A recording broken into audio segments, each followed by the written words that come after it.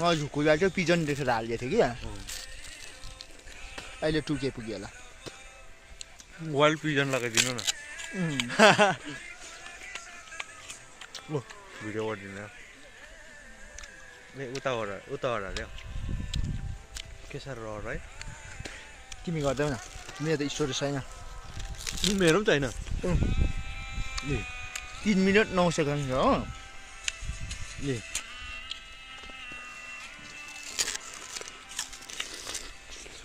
50 MB हरू मात्रै छ